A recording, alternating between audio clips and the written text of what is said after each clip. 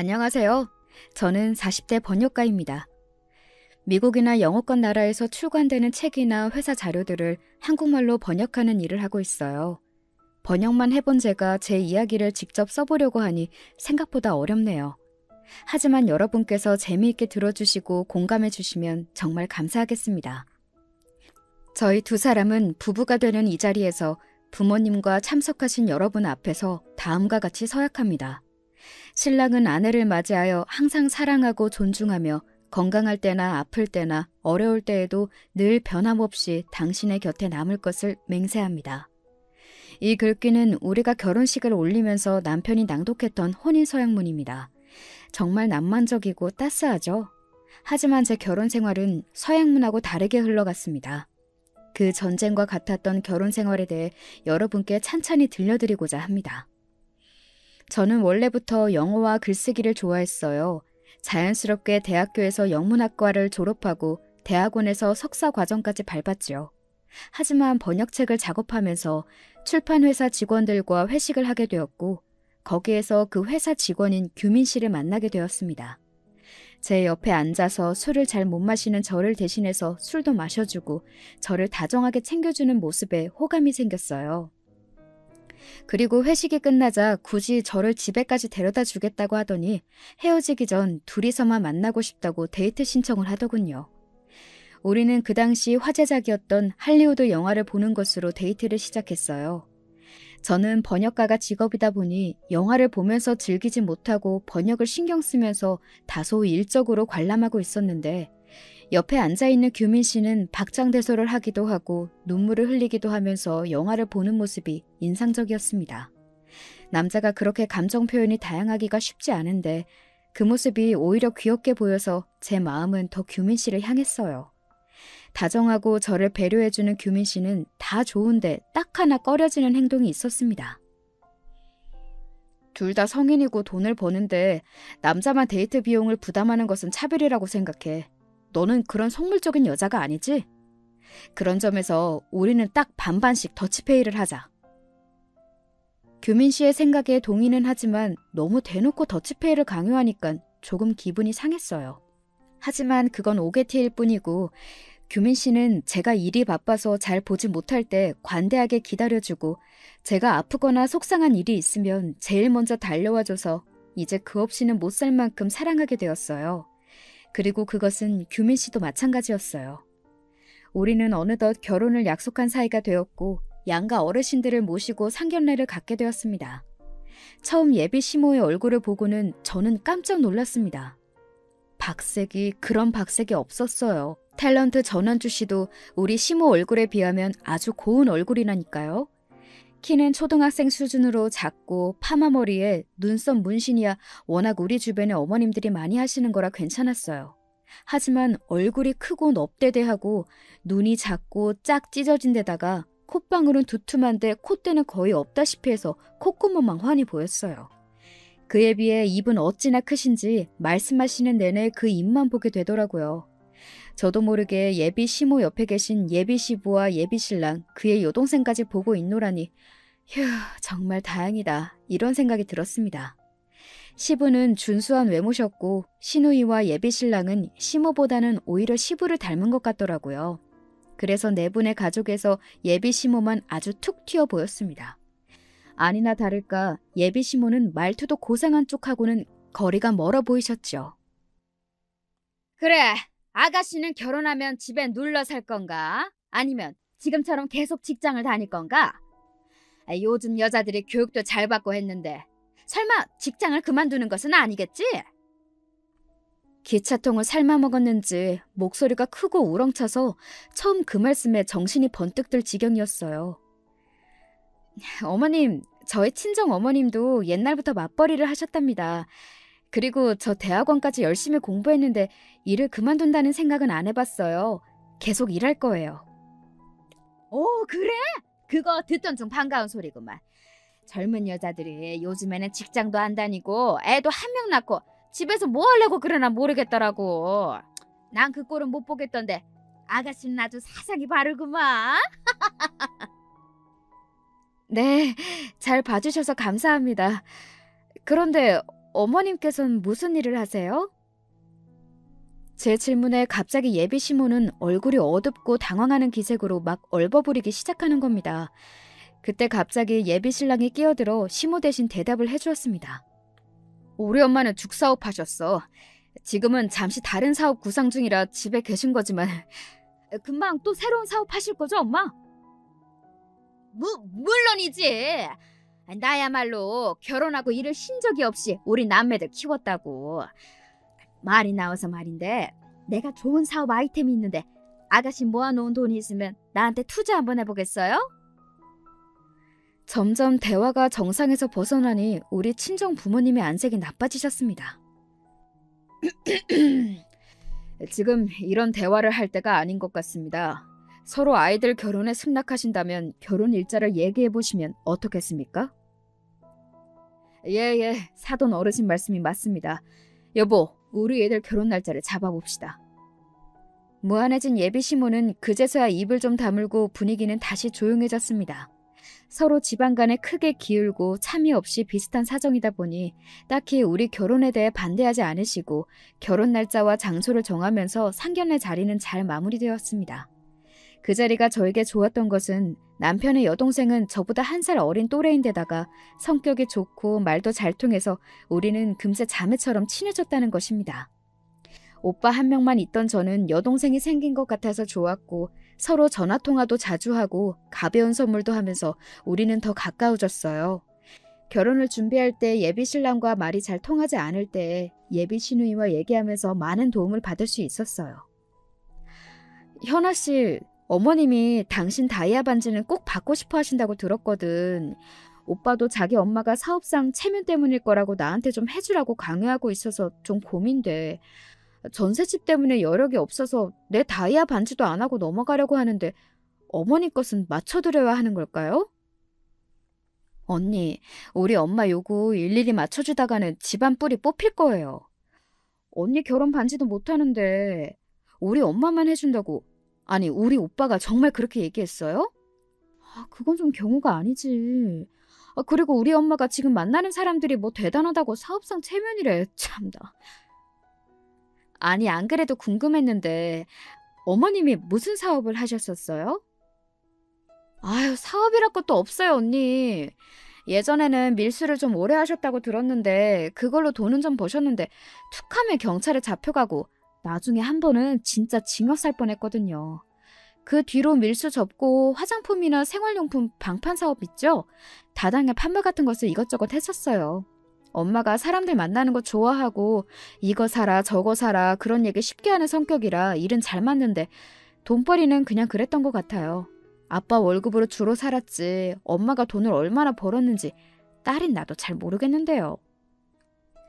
결혼식을 올린 뒤에도 시모의 성격이 저와 잘 맞지는 않았지만 시부는 점잖으셨고 그리고 이렇게 잘 통하는 시누이가 있어서 결혼 생활을 그럭저럭 잘하고 살았습니다. 알콩달콩한 신혼생활을 하다가 이내 곧 우리 딸 수연이를 임신하게 되었습니다. 저는 회사에서 하던 일을 정리해서 재택이 가능한 번역일로 돌렸습니다. 그래서 배가 불러서도 집에서 계속 일을 하면서 돈을 벌고 있었어요. 하지만 어느 날 남편은 씩씩대면서 집에 들어왔습니다. 나 결국 이 부장하고 한판 했어. 그 자식이 자꾸 내 보고서가 신임만도 못하다는 둥 찌질하게 군생활까지 들먹이는 거야. 내가 만기 전에 못한 건 어딘가 고장나서라고. 그게 몸이던 뇌이던 말이야. 날 무슨 장애자 취급하는데 그만 못 참고 그 자식 뺨을 한 대 후려갈고 회사 나와버렸어. 나 내일부터 그딴 회사 안 나갈 거야. 여보, 아무리 화가 나도 그렇죠. 그렇게 갑자기 회사를 나가버리면 어째요. 나 아무 생각 없이 그만둔 거 아니야. 그전부터 퇴사하려고 했고 다 계획해둔 게 있으니 말이야. 그럼 다른 이직할 회사가 있는 거죠? 아니, 평생 직장 공무원이 될 거야. 이제 공무원 시험 공부해서 붙으면 그만이지. 정말 철딱선이 없는 남편이었습니다. 공무원 시험이 어디 그리 쉽나요? 남편의 말에 전 한숨부터 나왔습니다. 하지만 이미 회사에 그 난리를 치고 나왔으니 다시 돌아갈 수도 없고 남편의 공무원 수험 생활을 반대할 수 없었죠. 그렇게 저는 홀로 우리 집 가장이 되어 육아까지 해야 했습니다. 다행히 어디 출퇴근하는 직업이 아니니까 아이를 낳고서도 일을 멈추지 않을 수 있었습니다. 하지만 혼자서 집중해서 일할 환경이 도무지 되지를 않았습니다.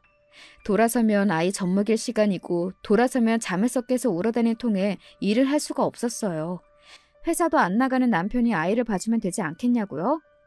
남편은 아침밥 먹고 바로 학원이며 독서실 간다고 나가서는 밤에 왔습니다. 그래서 남편은 별다른 도움이 되어주진 못했어요. 악으로 깡으로 어떻게 살았는지 모르게 살다 보니 5년이라는 시간이 훌쩍 흘러버렸습니다. 그리고 긴 수험생활 끝에 남편은 7급 공무원 시험에 합격을 해냈습니다. 우리 아들 장하다. 네가 나랏밥을 먹는구나. 공부하느라 고생 많았었지? 아이고 장한 내 새끼. 네, 그런데 저도 저지만 제 공부 뒷바라지한 이 사람 공이 컸죠. 여보, 그동안 고생 참 많았어. 이제부터 내가 든든한 가장 역할 할 테니 당신 고생 끝났어. 아우, 우리 아들이 관직에 오르더니 이제 정승처럼 겸손을 떠는구나. 아니, 아녀자가 남편 뒷바라지한 것은 당연한 거지. 이제 며느리 너도 남편이 공직에 올랐으니 처신 제대로 해라. 돈 못 번다고 나랑 아들한테 그간처럼 설렁설렁 막대하면 안 돼. 어머님, 무슨 말씀을 그리 섭하게 하세요. 제가 언제 두 분을 막대했다고. 시모는 그동안 자기 아들이 돈 못 버니까 제 눈치를 그리 봤었다고 하소연을 해대네요. 그렇게 얘기하시지만 솔직히 저는 잘 모르겠습니다. 자기 할 말 다 하고 없이 살아도 아버님 칠순 여행을 해외로 일주일 동안 다녀오신 분이 무슨 그리 억울한 게 많은지 말이에요. 남편이 공무원 생활을 해서 월급을 받게 되어서 저는 이제 본격적으로 돈을 모으고 싶어졌습니다. 그런데 아무리 공무원 월급이 박봉이라지만 남편이 저에게 가져다 주는 돈은 100만 원 남짓이었습니다. 아니, 당신도 돈을 벌고 있잖아. 당신 월급이랑 이 돈 합치면 생활비로 충분하지 않아? 우리 세 식구가 먹는 식비만 해도 한 달에 100만 원이 넘는데 남편은 정말 실생활이 어두웠어요. 상황이 이렇다 보니 저는 계속해서 번역 프리랜서 일을 하면서 돈을 벌어야 했습니다. 하지만 그 가운데 돈을 아껴서 주식이나 비트코인을 조금씩 사두었습니다. 그러더니 하늘이 저에게 큰 행운을 주셨습니다. 주가가 많이 오르고 어느덧 제가 투자했던 종목들이 몇 배나 올라 있었습니다. 뿐입니까? 비트코인은 천정부지로 뛰더니 이 모든 투자가 대박이 나서 5억이나 벌게 되었습니다. 저는 남편에게 이 금액을 축소해서 3억 정도 벌었다고 말해주었어요. 이 기쁜 소식에 남편은 저를 끌어안고 너무 좋아했습니다. 우리 똘똘한 마누라, 내가 진짜 아내 하나는 잘 뒀다니까. 그럼 우리 그 돈으로 뭘 할까? 집을 넓혀서 이사를 갈까? 어디 오랫동안 크루즈 여행을 다녀올까? 일단 우리 부모님한테 비싼 한우부터 사드리자. 우리 엄마 요즘 기력이 통 없으시던데. 큰 돈이 생겼으니 주변에 보답하는 의미로 시댁 식구를 모시고 아주 비싸 보이는 한우 전문 식당에 갔습니다. 가격이 손 떨리는 메뉴판이었지만 내색하지 않고 마음껏 음식을 시켜드렸습니다. 그리고 식사를 마칠 때쯤 시모는 신이 나서 말씀하셨어요. 세상에 이런 경사가 있구나. 그런데 말이다. 나도 아주 좋은 소식을 갖고 왔다. 너희들 어릴 때부터 같은 동네 살던 경희 이모라고 알지? 그 이모가 원래 음식 솜씨가 좋았는데 최근에 일했던 한식당에서 나와서 자기 가게를 차리겠다네? 그런데 얘가 나를 워낙 의지하니까 나한테 같이 동업하자고 하대. 오늘 여기 한우집 식당에 와보니 내가 딱 경이랑 소고기집을 차리면 되겠다 싶다. 뭐 다 갖춰졌는데 한 가지 부족한 게 자본금이었어. 헌데 우리 며느리가 3억이나 벌었다고 하니 이것은 바로 하늘의 뜻이다 이거야. 내가 사채 이자만큼 매달 주마. 3억 5천만 있으면 가게 차릴 수 있으니 좀 빌려주겠니? 엄마한테 그런 좋은 생각이 있으셨어요? 마침 우리도 이 돈 아직 뭐 했을지 생각 안 했으니 빌려드릴게요. 여보, 엄마가 이자까지 많이 주신다잖아. 더 생각할 게 뭐 있겠어? 저는 아무 말도 못하고 남편을 흘겨봤습니다. 그 거금을 부부끼리 상의도 안 하고 바로 이 자리에서 바로 드리겠다고 해버리면 참 곤란하니까요. 하지만 이미 엎질러진 일이고 결국은 시모 창업에 돈을 빌려드리는 일에 저도 동의했습니다. 시모는 제가 빌려드린 돈과 경희 이모가 구해온 돈으로 번듯한 한우식당을 개업했습니다. 서울의 모초에 차린 고깃집 개업식 날 가서 맛을 보았더니 정말 예상치 못하게 일품인 것입니다. 경희 이모가 음식을 잘하신다더니 소고기의 질부터 숯불의 품질, 더욱 대단한 것은 소고기 찌개였습니다. 그저 식사 메뉴 중에 하나일 뿐인데 가격이 15,000원이나 해서 처음엔 비싸다는 생각으로 먹었지만 어디에서도 맛보지 못한 깊은 감칠맛이 났어요. 아니나 다를까 시모가 연 고깃집은 그 맛으로 점점 손님이 늘어나서 잘 되었습니다. 그러더니 소고기 찌개가 맛있는 것으로 유명한 집으로 방송을 타면서 정말이지 대박을 치게 되었습니다. 이 고깃집은 이제 대기 없이는 들어갈 수 없을 만큼 성업 중이었습니다. 그렇게 시모의 가게가 잘 되자 어느 요식업계 사장이 50억에 팔라고 제안까지 해왔습니다. 이 소식에 시모는 입이 찢어지게 걸리셨어요. 내가 이날까지 말아먹은 사업도 많고 번번이 돈벌이도 안 되었는데 이제 말년에야 내 복이 필요나 보다. 이렇게 가게가 잘 되었지만 시모는 초기 투자금을 빌려주었던 저에 대한 고마움은 없어 보여서 조금 섭섭했습니다. 그뿐이 아니라 매달 보내기로 한 이자 300만 원도 자꾸 안 보내시는 겁니다. 하루 매출이 몇천만 원인 대박집에서 이자 300만 원을 까먹는다는 것은 이치에 맞지 않잖아요. 시모가 저를 무시하는 게 아닌가 싶기까지 했어요. 그리고 남편은 늘 제가 벌어오는 월급에 고마워했는데 이제 제 돈은 푼돈 취급을 하고 있습니다. 자기 월급에서 100만 원만 집에 가져다 주고 남은 것은 자기가 쓰고 거기에 시모에게서 한 번씩 용돈을 받는 눈치인데 왜인지 저에게는 아무런 돈도 선물도 없는 것입니다. 어느 날 남편은 평소 출퇴근용으로 사용하던 경차를 마음대로 고급 승용차로 바꿔오는 것이 아니겠어요? 아니 당신 무슨 돈이 있어서 이런 비싼 차를 덜컥 산 거예요? 내 나이에 제네시스 정도 타주는 게 무슨 대수야? 내가 경차 못 타겠다고 졸라대니 돈 잘 버는 우리 엄마가 바로 이 차를 사주셨네. 어머님도 참. 그런 거금을 주실 거면 내 빌린 돈을 갚던지 하다못해 이자라도 제때 내주시지. 당신 차만 이렇게 바꿔주셨다고요? 좀 섭섭하네요. 이게 왜 나만 좋은 일인가? 우리 가족이 다 탈 차인데. 시승식 할 겸 엄마 가게까지 태워줄게. 저는 부하가 치밀어서 거절하고 집으로 들어왔고 남편만 혼자 신이 나서 시모에게 새 차를 보여주러 나갔습니다. 갑자기 생긴 돈으로 남편도 시모도 점점 사치스럽게 변해가는 것이 눈에 보였어요. 역시 사람은 감당 못할 돈벼락을 맞으면 티가 나는 법인가 봅니다. 하지만 이 사람들은 더 큰 돈을 노리고 해서는 안 될 생각까지 하게 되었어요. 너희들이 결혼한 지 얼마냐? 벌써 10년도 더 넘는다. 그러다가 덜커덕 이혼해봐라. 저기 우리 건물 김씨네 며느리도 집에서만 놀던 가정주부가 이혼한다고 재산 분할을 거의 반이나 떼어갔다고 하더구나. 이게 도둑년이지 않고 뭐냐? 괜히 우리도 그런 사단 나기 전에 뿌리를 뽑아야 돼. 안 그래도 그 며느리년이 내 눈에 가시였는데 이번 기회에 갈라서라. 에이, 그래도 우리 수연이 엄마이고 함께 산 세월이 있는데 그렇게까지 해야 할까요? 처음에 시모가 강하게 이혼을 권했을 때 남편은 의리를 지켰었다고 합니다. 하지만 사람 마음이 참으로 간사한 것이더군요. 시모의 구슬림 뒤 남편이 찬찬히 보니까 점점 아내가 다르게 보였던 것이지요. 구독자 여러분은 아시지요? 사람이 눈에 보이는 조건과 돈 외에도 얼마나 중요한 것이 많은 것인지요. 쥐뿔 하나 없었던 시댁이 이만큼 잘 사게 된 데에는 제 공이 적지 않았습니다.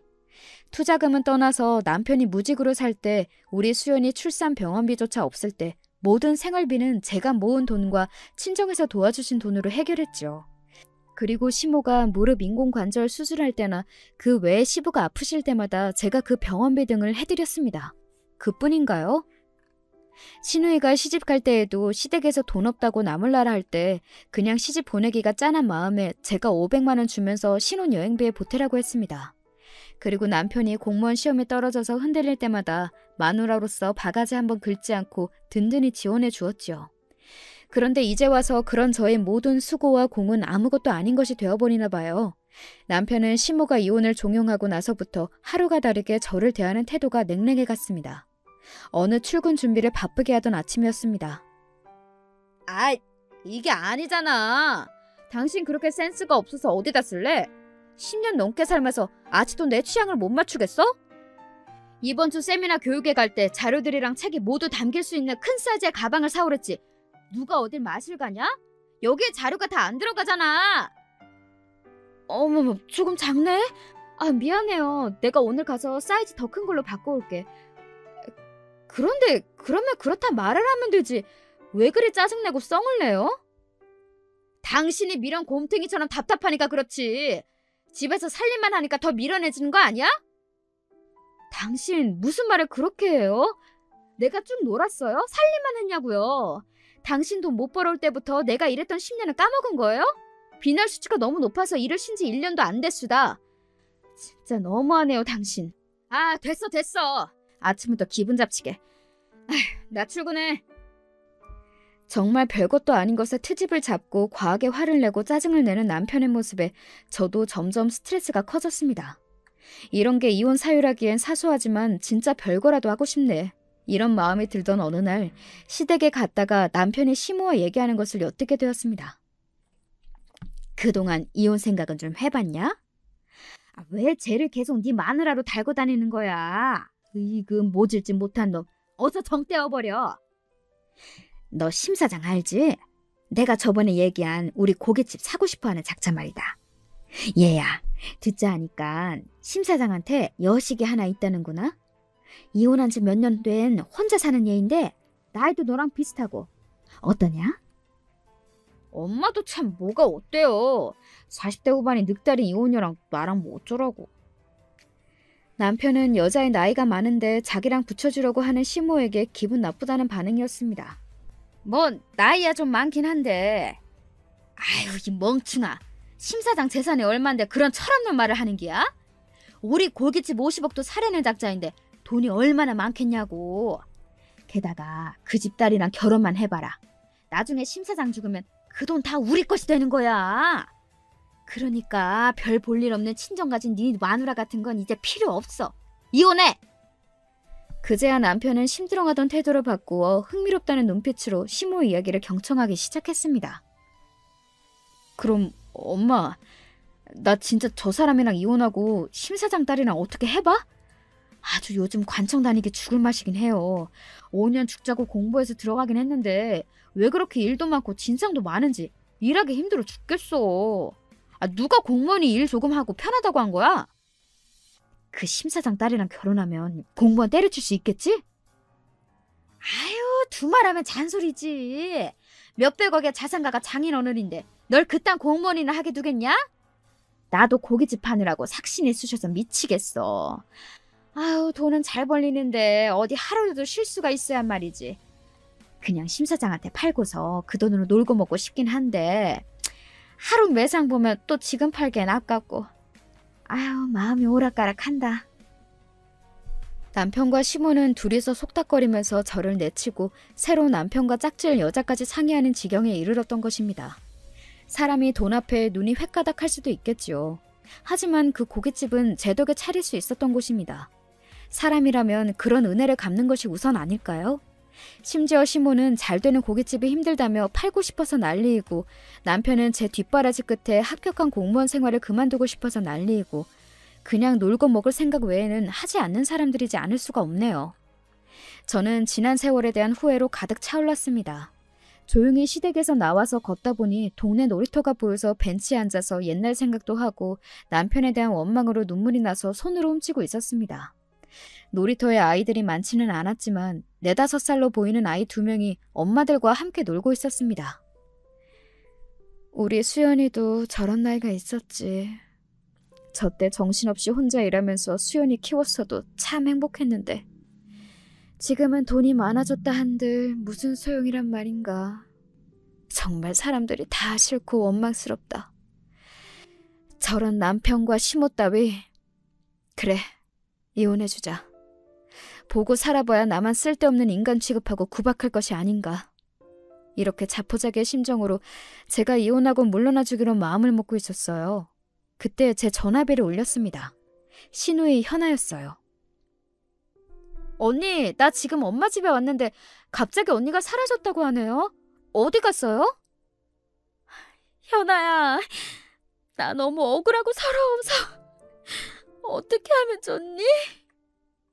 저는 마음이 안심되었는지 신우이 목소리에 눈물부터 나와버렸고, 신우이는 제가 어디에 있는지 묻고는 오래지 않아 저를 찾으러 놀이터로 왔습니다. 아니, 언니 여기서 왜 이러고 있는 거예요? 우리 엄마가 또 언니 구박했어요? 구박을 넘어서 날 버리겠대. 내쳐버리겠다고. 오빠랑 어머님이 작당하고 있다고. 저는 신우이에게 제가 들었던 이야기를 들려주었습니다. 신우이는 놀라기는 했지만 제 예상만큼 놀라 보이지는 않았습니다. 언니, 가게가 바빠서 요즘 내가 주말에 일 도와주고 있었잖아요. 사실 엄마랑 오빠가 그런 얘기하는 걸 듣긴 했었어요. 그 심사장 데리고 와서 엄마가 알랑방구 끼는 것도 봤었죠. 하지만 내가 40년 넘게 살면서 우리 엄마란 사람이 어떤지, 우리 오빠도 그렇고 그런 사람이라는 거 왜 모르겠나요? 괜히 둘이서 헛물 삼키고 있는 거라고 넘겨버렸죠. 언니가 우리 집에 해준 게 얼만데요. 그동안 언니한테 받아온 거 잊어먹고 진짜 행동으로 옮기면 그게 내 오빠와 엄마여도 그냥 못 봐요, 나는.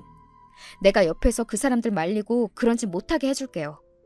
언니가 그렇게 이혼해주면 우리 수연이는 어쩌고요? 우리 착하고 여린 수연이가 엄마 아빠 이혼하는 걸 받아들일 수 있겠어요? 언니가 엄마로서 마음 단단하게 먹어요. 오빠가 뭐라든 엄마가 뭐라든 무시하고 언니 할 일만 하면 저러다가 말 거예요. 역시 신우이는 현명했습니다. 그 말을 들은 저는 단번에 설득이 되었습니다. 사실 지금 당장 심 사장 딸이 이 집에 온 것도 아니고 저에게 이혼하자고 달려든 것도 아닌데 제가 잠시 마음이 약해졌던 걸 깨닫게 되었습니다. 우리 딸을 생각해서라도 정신을 차리고 내 가정 지킬 것이고 내 투자금이 들어간 고깃집도 지켜낼 것입니다. 저는 신우이와 팔짱을 끼고 시댁에 들어가서 시모를 찾았습니다. 어머님, 드릴 말씀이 있어요. 아니, 너는 갑자기 사라져서는... 그래, 뭐냐? 어머님 고깃집 차리실 때 제 돈 3억 5천만 원 말이에요. 그 이자 왜 자꾸 안 주시는 거예요? 지금 하루 매상이 얼마인데 그 돈을 떼어 먹으시는 건가요? 아니, 가족끼린 뭘 그리 매정하게 그러고 나서냐? 알았다, 주면 될 것 아니냐? 한두 달 주다가 밀리고 그러셨으니 믿음이 안 가서요. 제가 세권 도축을 법적으로 하기 전에 그동안 밀린 이자 싹 갚아주시고요. 계속 이자가 연체되면 원금하고 한꺼번에 갚아주셔야 합니다.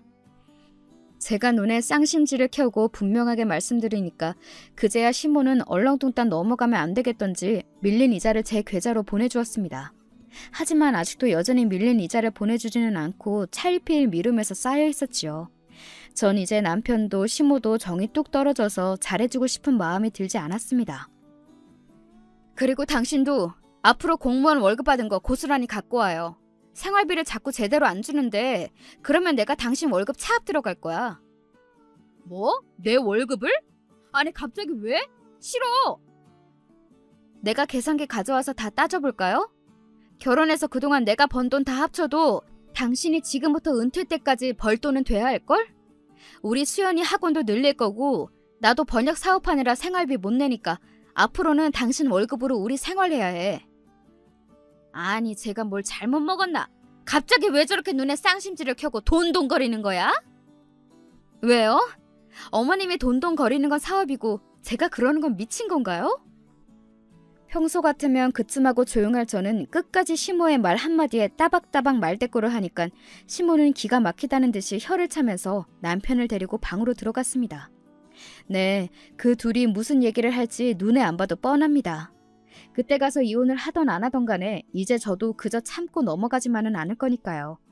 제가 할 말을 속 시원히 다 하니까 옆에 있던 신우이도 몰래 엄지를 척 들면서 저를 응원해 주었습니다. 그간 건강이 약해져서 일을 쉬고 있었던 저는 정신이 번쩍 들어서 다시 돈을 벌여야겠다고 생각했습니다. 투자하고 주식에 신경 쓰는 것이 저와 맞지는 않았지만 은행에 적금을 하는 것처럼 시모가 보내주는 이자 300만 원을 생활비로 쓰지 않고 모두 주식과 가상화폐에 투자했습니다. 그리고 남의 일을 받아서 하는 프리랜서가 아니라 제가 직접 사업을 차려서 번역에 관련한 일을 따오기로 했습니다. 우리 딸이 중학생이라 제가 집에서 육아에 전념할 필요도 없었으니 적극적으로 번역 사업을 하기에 여건도 충분했지요. 무엇보다 남편과 시모 때문에 무너진 제 자존심을 회복하기 위해서 저는 일이 필요했습니다. 번역 일을 잘하고 싶었고 또 그것으로 큰돈도 벌어보고 싶었습니다. 그래서 주변에 함께 일을 했던 사람들에게 연락을 해서 함께 사업을 하거나 투자를 할 사람이 있는지 알아보기 시작했습니다. 그렇게 바쁘게 지내던 어느 날이었습니다. 신우이로부터 급하다며 고깃집으로 오라는 연락을 받고 저는 부랴부랴 달려나갔지요. 고깃집에 들어선 순간 저는 제 두 눈을 의심했습니다. 아니 이게 어찌된 일이란 말이죠? 고깃집에서는 시모와 남편이 한 노년의 남성이 휘두르는 주먹을 피하고 있었고 가게 직원들은 그 남성을 말리기 바빴습니다. 그리고 그 남성 뒤로 어떤 중년의 여자가 흐느끼고 울고 있었어요. 이 새끼야, 너 내 딸이 이혼녀라고 아주 쉽게 봤냐? 너희들이 진짜 좋아 죽는다고 한데도 내가 뜯어 말릴 판이야. 어디 공무원 나부랭이가 내 딸을 어떻게 해보려고. 너 오늘 내 손에 죽어라. 아이, 오해세요, 심 사장님. 우리는 서로 호감으로 연애하다가 그런 거지 제가 따님한테 추행한 게 아니라니까요. 아니에요, 아빠. 나는 규민씨 별로 그랬는데 자꾸 양수리 가서 마시는 거 먹자고 졸라서 가볍게 다녀오던 것뿐이라고요. 차에서 나한테 억지로 키스를 하려고 했다니까요. 마치 시장통 싸움처럼 어수선한 가운데 상황 파악이 안 된 제가 들어오니까 신우이가 제 옆으로 와서 말했습니다. 언니, 아무래도 오빠가 심 사장 딸한테 실수를 했나 봐. 심 사장이 노발대발해서는 가게로 쳐들어와서 오빠한테 주먹질에 발길질하고 엄마한테 수도통 던지고 난리도 아니야. 저 심 사장님 잠시 고정하시고 우리 지성인답게 대화를 풉시다. 네? 애들끼리 만나다가 사랑 싸움 같은데. 입 닥쳐, 이 여편이야. 내가 니네 고깃집 사는 게 관심이 있다고 했지. 어디 우리 딸을 니네 아들한테 넘겨준다던. 그리고 이깟 고깃집 사는 것도 무효야, 무효. 어디 그것뿐이야? 이 집 망하게 할 거야. 두고 봐, 내가 망하게 할 거라니까. 심 사장은 화가 머리끝까지 나서 남편과 시모에게 악담을 퍼부었고 이내 자기 딸을 데리고 가게에서 나갔습니다. 나도 우리 고깃집 안 팔아, 영감탱이야. 어디 하자 있는 딸년 가지고 남의 귀한 아들 폭행을 해? 내가 경찰서에 가서 당장 저 영감탱이 고소할 테니. 우리 아들 괜찮니? 어디 다쳤어? 아우, 큰일 날 뻔했네. 무슨 70 먹은 노인네가 저렇게 힘있어요? 아까 발길질에 다리 맞고 멱살까지 잡혔으니까. 엄마, 나 병원 가봐야 할까? 그래. 우리 병원부터 가자. 가서 치료받고 검사받고 그 진단서도 떼어오자. 그래서 그 노인이한테 폭행 합의금도 왕창 뜯어내자고. 어? 이 상황이 꿈이라면 좋겠습니다. 남편은 심 사장 딸을 꼬셔내려고 혈안이 되었다가 저렇게 혼쭐이 난 거네요. 저런 버러지 같은 남자가 내 남편이라니, 내 딸의 아비라니. 전 믿을 수가 없었습니다.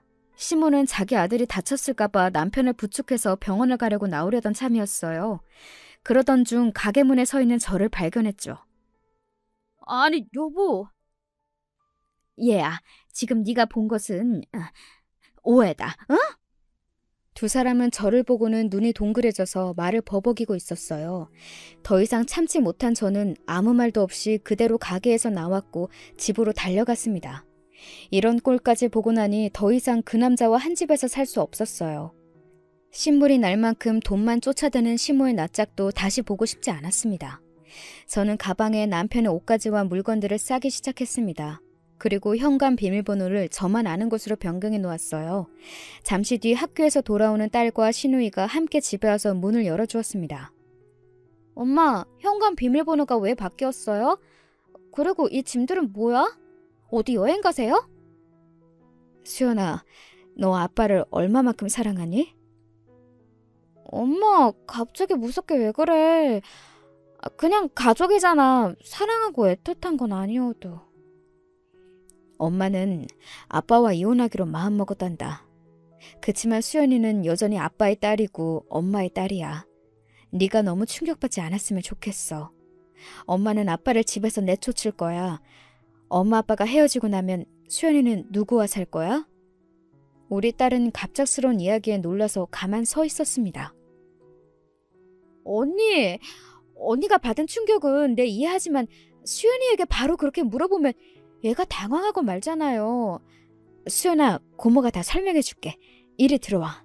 딸이 시누이와 방으로 들어가는 모습을 보자마자 저는 안방으로 들어와서 소리 죽여 울기 시작했습니다. 딸에게 너무 미안했지만 저는 이혼을 멈출 수가 없었으니까요. 시간이 얼마나 지났을까? 딸은 안방 방문을 열고 들어와서 저를 살포시 안아주었습니다. 엄마, 참 힘들었겠다. 나는 두 분이 이혼하셔도 견딜 수 있으니까 제 걱정 말고 엄마가 하려는 대로 하세요. 그리고 난 사실 아빠보다 엄마랑 살고 싶어. 그리고 딸은 학원에 간다며 집을 나갔습니다. 우리 딸에게 너무 미안하고 고마워서 우는 것을 멈출 수가 없었어요. 시누이는 그런 저의 등을 토닥여주고 휴지를 뽑아주면서 옆에 있어 주었습니다. 그리고 나지막히 저에게 얘기해 주었어요. 언니, 나도 더 이상 이혼 말리지 못해요. 이런 꼴까지 보고 들었는데 어떻게 같이 살겠어? 나도 결혼해서 애 키우고 사는 여자로서 언니가 너무 가여운걸. 미안해요. 우리 오빠랑 엄마가 한 짓 정말 내가 미안해요. 시누이는 진심으로 저에게 미안해하면서 같이 울어주었습니다. 밤이 돼서 남편은 집에 들어오려고 했지만 그는 현관문을 열 수 없어서 벨도 눌러보고 저에게 전화도 했습니다. 이제 당신과 내 인연은 끝이야. 현관 밖에 있는 트렁크 짐 들고 당신만 나가주면 좋겠어. 어차피 이 집도 거의 내가 번 돈으로 장만한 거니까 불만은 없을 거야. 아, 여보 오해야. 어떻게 된 일인지 사람 말은 좀 들어주고 해야지. 이렇게 매정하게 이러는 법이 어딨어? 나 병원에서 진단까지 받았다고. 많이 다치고 아파. 집에서 쉬어야 한단 말이야. 문 좀 열어줘. 응? 네가 개수작 버리다가 당한 일이니까 당해도 싸. 다시는 이 집에 발들일 생각도 말고 당신 엄마한테 가서 전해. 내가 빌려준 돈과 그동안 밀린 이자 한 달 안으로 갚으라고. 갚지 않으면 바로 고깃집 담보로 압류 행사할 거야. 아니 뭐라고? 당신이라는 여자 진짜 냉정하네. 지금 돈이 문제야? 남편이 다쳤는데 엄마 고깃집도 큰일이 생겼는데 이제 와 돈을 빼가? 애초에 내 돈 3억 5천이 없었다면 그 고깃집 있지도 않았어. 잔말 말고 당장 내 은행 계좌에 다 갚고 당신에게는 이혼 청구장이 갈 테니 사인해서 보내. 50 다 된 늙은 여자 데리고 살아준 거에 감사해야지. 하늘 같은 남편을 내쫓아? 나도 너랑 안 산다. 모든 게 네 뜻대로 될 줄 알아? 남편은 이렇게 화를 내고 트렁크를 들고 집에서 사라졌습니다. 저는 며칠 뒤 변호사를 고용해서 남편에게 이혼 청구를, 그리고 시모의 고깃집에는 법원에 지급명령 신청을 받고 가압류를 걸어두었습니다. 이런 법적 조치가 들어가자마자 시모는 저를 찾아왔습니다. 얘 68 것이! 시모는 저를 보자마자 욕설을 날리면서 다짜고짜 제 머리통을 손으로 쳤습니다. 갑작스러운 폭행에 당황해서 한 대 맞고 말았지만 그 다음에 날라오는 시모의 손을 세게 잡았습니다. 놔, 이년아. 내 손 안 놔! 넌 더 맞아봐야 해. 어디 이혼에 가압류? 우리 집을 말아먹을 작정이야! 역시 수준이 참 시정잡배에서 벗어나지를 않네. 70 먹고 며느리를 때려요? 이거 지금 CCTV에 다 찍혔으니까 당신한테 폭행 고소장도 추가되겠네. 뭐시? 고깃집 경매를 넘어가고 싶지 않으면 당장 내 돈 갚고 나와 내 딸 수연에게 접근도 하지 마세요. 이제 당신은 내 시모도 뭣도 아니니까 또 한 번 찾아오면 바로 경찰한테 잡아가라고 할 거예요. 겪은 바 없이 제가 세게 나가니깐 시모는 그때야 상한 파하게 되었는지 꼬랑지 내린 개마냥 저의 비위를 맞추려고 했습니다. 얘야, 우리가 함께한 세월이 얼마냐. 우리가 가족인데 어려울 때일수록 서로 믿고 도와야지. 참네. 그래, 말 한번 제대로 했네. 내가 당신들 먹여 살린 세월이 10수년이야. 그런데 고마워하고는 은행 갚기는커녕 내가 잠시 일 쉬는 동안 구박이나 했지? 내 덕에 차린 고깃집 잘 되었을 때 나한테 고마워했어요? 그래놓고 이제는 돈 많은 집 여식 꼬셔내라 본처가 이렇게 눈 뜨고 살아있는데 그걸 아들한테 사주해? 그러고도 당신이 인간이에요? 시모는 제가 모든 상황을 다 꿰뚫고 있는 것에 몹시 당황했습니다. 저는 더 이상 그 늙고 못생긴 얼굴을 마주하고 싶지 않았습니다. 시모가 뭐라 하든지 말을 더 이상 듣지 않고 집 안으로 들어와 버렸습니다. 그 뒤로 저는 변호사를 통해서 남편과의 이혼과 시모에게 빌려준 돈도 회수하는 절차를 밟았기 때문에 남편과 시모를 만날 필요가 없었습니다. 그들을 만나면 제가 화병나서 어떻게 될 것만 같아서 모든 연락을 차단하고 만나는 것을 피했습니다. 다만 시누이만큼은 계속 연락하며 전처럼 지냈습니다. 어떨 때는 시누이도 한 핏줄이고 가족이니 미운 감정이 들었지만 결혼해서 사는 동안 유일한 제 편이었고 지금도 저에게 잘해주는 시누이와의 인연은 멈추고 싶지 않았습니다. 저에게 표현은 안 해도 시누이도 마찬가지였던 것 같습니다. 그리고 남편과 자기 엄마가 얼마나 시누이를 볶아되겠습니까? 제가 멈추도록 설득해보라면서요. 하지만 시누이는 저에게 티내지 않고 자기 집 사람들의 일은 웬만해서는 얘기하지 않았습니다. 오히려 조카인 수연이가 부모의 이혼을 잘 받아들이고 지내는지 상처받지는 않았는지 신경 쓰고 애써주는 모습에 고마웠습니다.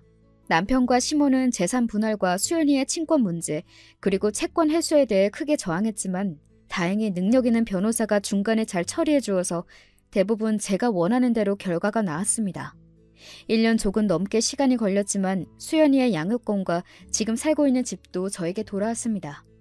그리고 시모에게 빌려준 원금과 이자에서 남편이 그동안 결혼 생활에 기여했다고 계산된 1억 정도를 제외하고는 돌려받을 수 있었습니다. 이혼하기로 마음먹고부터 원래 추진하려던 번역 사업을 더욱 매진해서 하고 있었습니다. 수연이를 챙기면서 열심히 제 사업을 하면서 시간이 흐르고 나니 소송 결과도 마무리되었고 제 돈도 돌려받았으니 좋았습니다. 그간의 제 사업은 어느 궤도에 올라서 흑자로 전환되었고 가지고 있던 재산이 불어나서 수연이가 고등학교로 올라갈 무렵 파라군 지역으로 이사를 갈 수 있었습니다.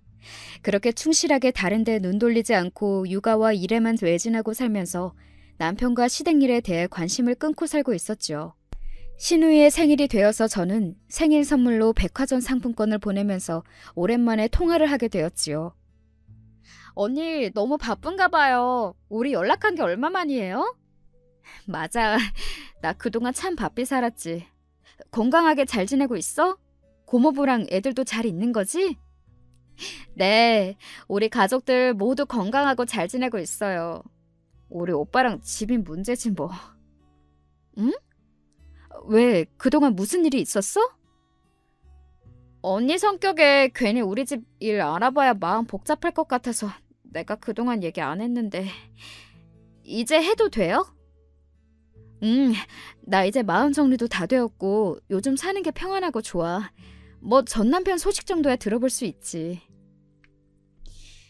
그때 심 사장네가 고깃집 와서 일이 벌어진 그 이후에 가게 난리통에 지역 엄마들 카페에 글이 올라왔었나 봐요. 단골 손님 중에 누군가 그 일을 보고 듣고 인터넷 카페에 여기 사장 아들인지가 자기 본처가 있는데도 어떤 돈 많은 집 이혼한 딸을 꼬시고 있었다. 그런데 멍청하게 꼬시지도 못하고 여자가 싫어하는 걸 억지로 하다가 그 돈 많은 아빠가 가게에 와서 뒤엎었다. 요즘 장사 잘 돼서 입소문난 땡땡땡 소고기집인데 그 아빠가 비싼 값에 인수하려다가 파토나고 아주 막장이었다고 말이죠. 이 글은 일파만파 퍼져나가서 돈에 미친 가게로 동네 소문이 나면서 손님들이 끊기기 시작했어요. 그리고 가게에서 불만을 가졌던 사람들이 하나둘 말을 다 하더니 평판이 아주 바닥을 친 거예요. 주말에는 하루 매상이 5천만 원이나 하던 대박집이 하루아침에 망해버렸으니 우리 엄마랑 오빠랑 다 큰일 나버렸죠. 그런데 언니가 투자금이랑 이자 빼가겠다고 했으니 엄마는 매일 언니랑 심 사장, 동네 사람들까지 욕을 했어요. 그래도 이 소문이 좀 잠잠해지면 괜찮겠지 하는 마음으로 가게 접지 않고 계속 영업을 했는데 한 달이 가고 두 달이 지나도 이전처럼 가게가 회복이 되지 않더라고요. 그냥 가게 월세만 겨우겨우 내는 수준? 이렇게 어려울수록 같이 하는 직원들 더 잘 대해줘야 하는데 엄마가 속상한 마음에 직원들을 막대하니까 일 잘하던 직원들도 나가고 결국 우리 소고기찌개 개발해줬던 친한 경희 이모도 엄마한테 질려서 나가버렸어요. 그럼 누가 소고기찌개를 하냐고요? 다른 주방 이모를 고용해서 그 맛을 내라고 아무리 해도 그 맛이 안 나는 거죠. 결국 그나마 남아있던 손님들도 우리 가게를 외면하더니 결국 이제 아예 문을 닫게 되었어요. 아, 저런 그 큰 가게가 결국 망해버렸구나. 어머님 아버님 상심이 크시겠네. 아이고 망했다 뿐이에요. 그 과정에서 매일같이 집에서 다투고 특히 엄마랑 오빠 사이가 완전히 틀어졌어요. 오빠는 자기가 하루아침에 이혼남이 된 것은 다 엄마 때문이라고 원망이 아주 커요. 이제야 오빠도 엄마한테 휘둘리지 않고 살겠다면서 집에서 나가 원룸 같은 데를 얻은 모양이에요. 그리고 그렇게 공무원 생활 그만두고 싶다고 노래 부르더니 요즘은 쏙 들어가 버렸어요. 정년까지 버텨봐야지 별 수 있겠어요. 사실 오빠한테 이제 볼 게 뭐가 있어요. 나이 50이 돼서 집이나 재산이 있나 아내와 딸도 없이 혼자 살고 있으니 얼마 전에 연락해서는 저한테 그러더라고요. 좋은 아내 만나서 잘 살던 나를 엄마가 불행의 구렁텅이로 밀어버렸다고요. 앞으로 저 엄마와 연 끊고 살겠다고. 그리고 저한테 새언니는 어떻게 잘 지내고 있느냐고 물어보던데요. 그래서 제가 말해줬죠. 언니는 우리 집안이랑 연 끊고 뭐 아주 잘 살고 있지. 번역 사업을 차려서 잘 나가고 돈도 많이 번 모양이야. 속 썩이는 사람 없이 예쁜 딸이랑 둘이서만 살고 강남에 이사까지 갔다고. 오빠는 잘 됐다고 말은 하지만 아주 씁쓸하고 외로워 보였어요. 신우이가 해준 이야기를 들으니 시모도 남편도 모두 불행의 구렁텅이에 빠진 사람들이었고 원망이나 미움보다 동정심이 들었습니다. 이혼했지만 전 남편은 딸이 원할 때면 언제든 딸을 만나러 오고 전에 없이 선물도 사서 안겨주고 딸이 가고 싶다는 곳에 따라가 주었습니다. 한 가족으로 살 때는 딸이나 아내가 이렇게 소중하고 자신을 얼마나 행복하게 해주는 사람들인지 잊고 살았던 남자가 이제 정신 차린 것 같아요. 물론 그렇다고 제가 다시 전 남편과 합치고 싶은 것은 아닙니다. 아직도 그때 제가 당한 모멸감과 배신감은 저를 힘들게 하고 있습니다. 아마 여러분도 저와 같은 일을 당해보셨다면 남자도 시댁도 치가 떨리실 거예요. 앞으로 남은 제 생애에 결혼은 없을 것 같습니다. 지금은 번역을 멋지게 해서 훌륭한 책을 세상에 내놓는 것, 그리고 우리 딸이 원하는 대학과 직장에 가서 결혼하는 모습까지 지켜보는 것, 그 두 가지가 제 바람입니다. 오늘 아침부터 비가 촉촉히 내리는 감성적인 날에 제 사연을 쓰다 보니 어느덧 끝이 다다랐네요. 지금까지 제 사연을 들어주신 구독자 여러분 정말 감사드립니다. 늘 건강하시고 행복하시길 빌겠어요. 안녕히 계세요.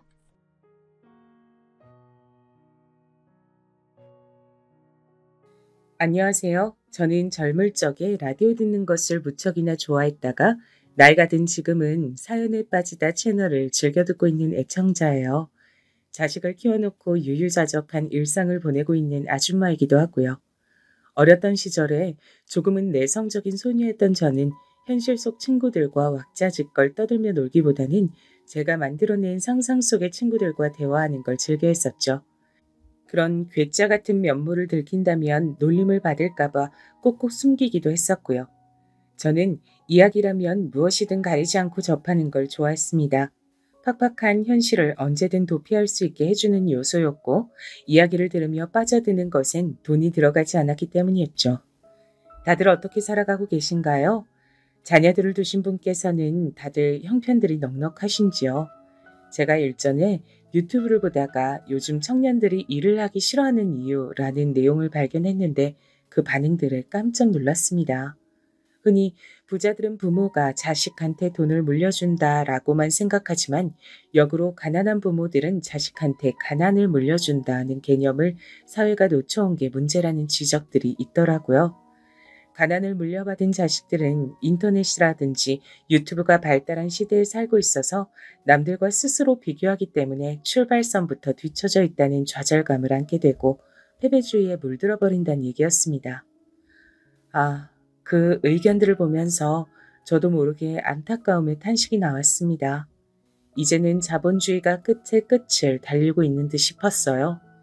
유년 시절을 유복하게 보내신 분들도 있겠지만 분명 안 그러셨던 분들도 계시겠죠. 저도 그랬습니다. 돈이 없어서 힘들었어요. 부족함 없이 잘 사는 집들을 보면서 우리 집은 왜 저렇게 못 살까라는 생각을 수도 없이 해봤었고요. 하지만 그럼에도 꿋꿋하게 살아나갔던 것 같습니다. 요새 젊은 청년들은 어쩌면 공감조차 어려울 수 있을 제 지난 이야기를 풀어볼까 합니다. 저는 집에서 막내예요. 어렸을 적에 크게 한번 알았다가 몸이 좀 약해졌었던 오빠 그리고 언니를 위해 둔 막둥이로 태어났죠. 친정아버지께선 직장에서 일찍 자리를 잡고 꾸준히 일을 해오신 분이었고요. 친정엄마께선 자식들을 돌보고 집안일을 하느라 정기적인 일은 못 나가셨습니다만 간간히 일손이 필요하다는 얘기가 들어오는 식당 등지에 나가서 때마다 돈을 버셨습니다. 어렸을 적 저는 잘 몰랐으나 오빠와 언니가 나중에 해준 얘기를 들어보면 친정 부모님께선 살림을 알뜰살뜰하게 잘 꾸리시는 분들이었으며 장래 계획을 많이 해두기도 하셨다고 해요. 그러했기 때문에 어느 날 갑자기 친정 아버지께서 직장 내 사정상 일을 그만두게 되셨을 때도 마냥 당혹스럽지만은 않았던 것이겠죠. 그래도 거기가 일말의 양심은 있는 곳이었나 보네요. 이렇게 된 마당에 처자식 딸린 사람을 억울하게 모른 척하지 않고 위로금을 챙겨주겠다고 하니 그걸로 미천 삼아서 어떻게든 잘 해보면 될 거예요. 상황이 이렇게 돼서 그저 한숨만 나오고 막막했는데 돈이라도 잘 주겠다니까 감지덕지 하더라고. 무엇보다 규석 엄마, 당신 덕분에 내가 지금 걱정 않고 든든할 수 있어. 당신이 있어서 정말 이럴 때 마음이 얼마나 놓이는지 몰라. 항상 고마워. 밖에 나가서 오만 고생하며 돈 벌러 다녀온 건 당신인데 내가 뭐 힘들인 게 있겠어요? 아무튼 그간 수고 많았어요. 남은 기간만 좀 더 잘 다녀줘요. 그래, 그래야지. 모든 일은 마무리가 좋아야 한다잖아. 비록 나가게 됐지만 마지막까지 내 자리에서 최선을 다할 거야. 내 자식들한테도 그래야 떳떳하고 멋진 아버지라고. 내가 할 말이 있지.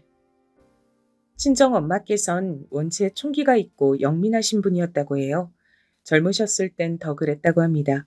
그래서 외가 친척 어르신들은 저희 친정 엄마를 향해 가난하고 우환 많은 집안에서만 태어나지 않았어도 운명이 달랐을 거란 평을 종종 하시곤 했었지요.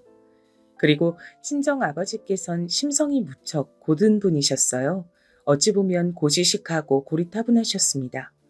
아무도 보고 있지 않아도 길에 작은 쓰레기 하나 안 버리셨고 길가에 침을 뱉으시는 일도 없었으며 늘 준법 정신을 새기며 사셨지요. 자식들에게도 늘 떳떳한 어른의 모습을 보여주는 게 당신의 의무라고 여기셨습니다. 그랬기에 남은 직장 생활도 꽤 하나 안 부리고 열심히 하셨죠.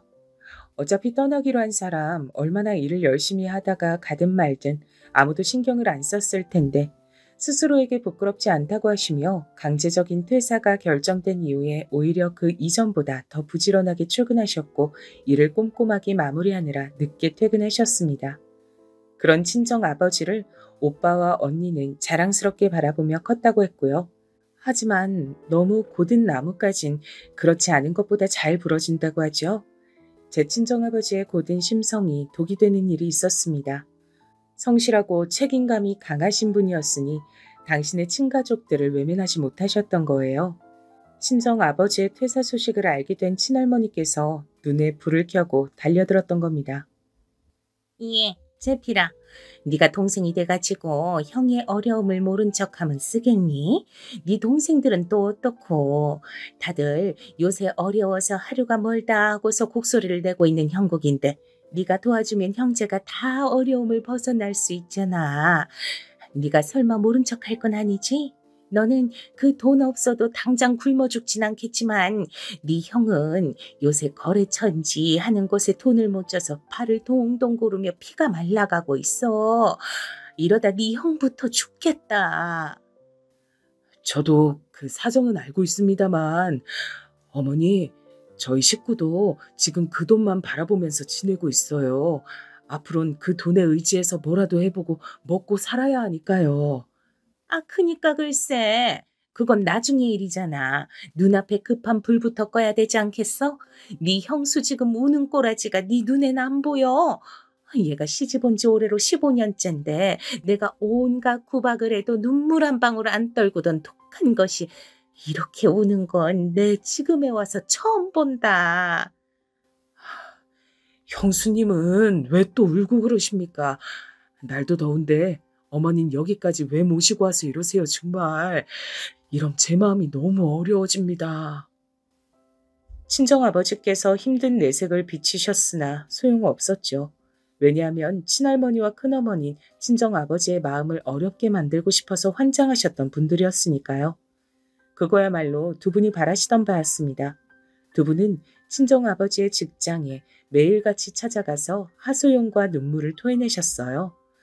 누가 뭐라고 하든 상황이 어떻게 되든 성실하게 직장 생활을 마무리 지으시던 친정 아버지셨는데 자꾸만 그런 공경에 처하게 되니 보통 심란해지신 게 아니었죠. 다른 사람들의 눈에 비친 모습은 자기 모친과 형수가 찾아와 눈물로 호소를 해대는데 그걸 들어주지 않는 사람일 테였으니 친정아버지께서 가장 견디기 힘들어하는 노예였습니다. 당시 큰아버지께서 처하신 급한 상황에 불만 끄고 나면 돈을 갚는 것으로 이렇게 가닥이 잡히고 말았죠. 심지어 친정아버지께선 그때 반절만 우선 갚으시고 나머지는 천천히 갚으셔도 된다는 놀라운 호의도 건네셨다고 합니다. 문제가 있다면 이걸 친정엄마와 상의하는 걸 친정아버지께서 완전히 잊으셨었다는 것이죠. 친정엄마께선 절대 그만큼 호락호락하진 않으셨기에 만약 상황을 공유받으셨다면 그렇게 행동하시진 않았을 거예요. 그걸 아시니까 친할머니께서 네 처에겐 알리지 말라 자꾸 그러셨던 걸 테고요. 하지만 친정아버지께서 아무리 그래도 이런 방법 없이 독단적으로 그렇게 행동하셨단 건 납득하기 어려운 일이긴 합니다. 이래서 사기를 당할 때 사람이 뭔가에 홀린 듯하다고 하는 건가 봐요.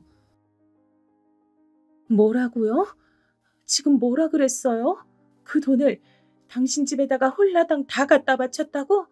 어떻게 그럴 수가 있는데 그놈의 장남이 뭔지 장남을 떠받들고 사시는 노인네한테 당신은 여태까지 수도 없이 당해놓고 또 당했단 거예요? 미안해. 정말로 미안해. 하지만 내가 어머니도 그렇고 형수님이 자꾸만 울면서 찾아오시니까 압박감이 말도 못했어.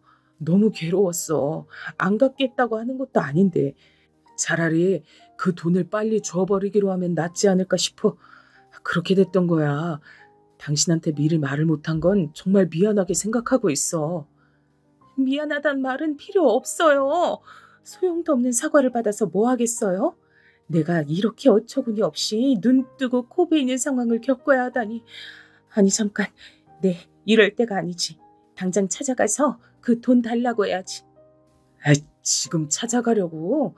규석 엄마, 급한 상황들만 해결되면 차차 갚겠다고 했으니까 갚겠지. 신의를 꼬박 지키고 사는 게 자기 식구들 중에서 본인만 그렇다는 걸 왜 아직까지 몰라요? 대체 왜? 친정엄마께선 벌어진 상황을 알고 당장이 친할머니께 찾아가셨다고 합니다. 울며 불며 따지고 눈물바람으로 난리를 쳤지만 그 돈을 다시 받진 못하셨대요. 친할머니께선 모르쇠로 일관하셨고 큰아버지와 큰어머니께선 이미 그 돈 썼다 뻔뻔하게 나오셨다고 합니다. 언젠간 갚겠다고 하셨네요. 언젠가라뇨? 그만큼 기약 없는 말도 없었죠. 친정엄마께선 극심하게 분노하신 나머지 길에서 혼절까지 하셨습니다. 그제서야 친정아버지께서는 눈물을 흘리시며 막심한 후회를 하셨죠. 나는 항상 나 잘났다고 살면서도 이렇듯 멍청한 잘못을 저질러서 오늘 일을 그르치는구나. 내가 어떻게 처자식에게 면목이 있을까? 난 남편 자격도 없고 애들 아버지 자격도 없어. 친정아버지께선 애써 당신의 친형을 믿어보고자 하셨지만 친정엄마께서 쓰러지신 이후엔 현실을 받아들이셨죠. 완전히 사기에 넘어가신 것이었고 귀중한 돈은 다 잃으신 후라는 걸 깨달으신 후에 죄책감으로 힘들어하셨습니다.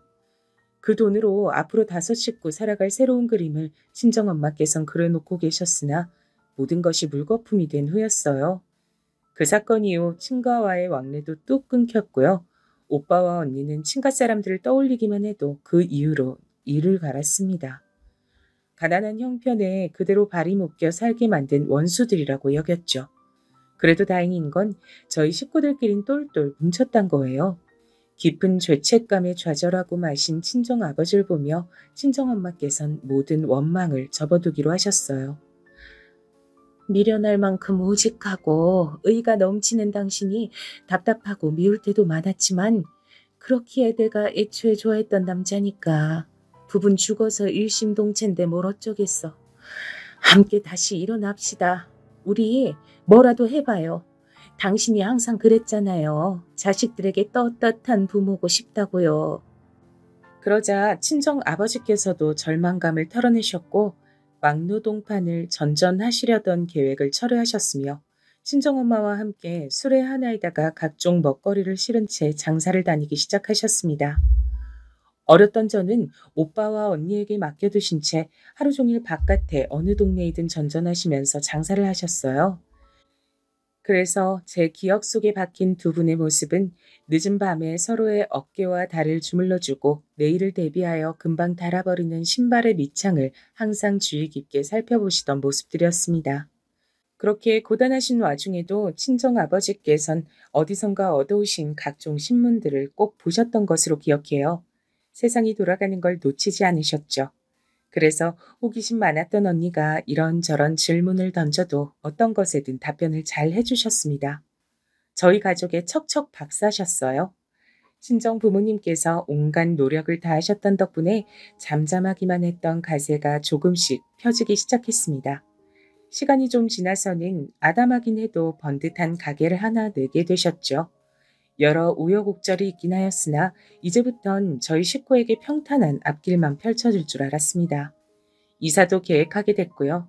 하지만 제 친정오빠가 어렸을 적에 아팠던 후유증이 좀 있던 사람이었는데 그래서인지 남들보다 면역력이 약한 관계로 폐에 큰 질환이 생기고 말았어요. 그 말은 막대한 병원비가 꾸준히 들어가게 됐단 것이었습니다. 그래도 굶어 죽을 만치 어렵지 않을 때 내 자식이 아파서 다행이란 생각이 드네. 다른 게 뭐가 중요하겠어. 내 자식 건강하게 사는 모습 보는 게 가장 중요하지. 병원에 입원한 오빠의 곁을 지키며 친정엄마께선 그런 말씀과 함께 눈물을 글썽이셨습니다. 저는 막내인 제가 어리고 부족해서 가족들에게 민폐가 되진 않을까 그런 걱정을 하는 나이로 자라나 있었기에 친정엄마의 모습을 보며 숨을 죽였습니다. 오빠까지 아프고 있으니 제가 더욱 부모님의 아무런 심기도 거스르지 않는 자식이 되어야겠다고 생각했죠. 부모가 꼭 말로 표현하지 않아도 자식이 자연스레 아는 것들이 있는 듯 싶었어요. 쉽사리 벗어나기 힘든 게 가난이라는 것, 부모님이 땀을 흘려 힘들게 버는 것이 바로 돈이라는 것, 이런 것들을 자라면서 깨우쳤던 저였기에 이상하리만치 강박이 있었습니다.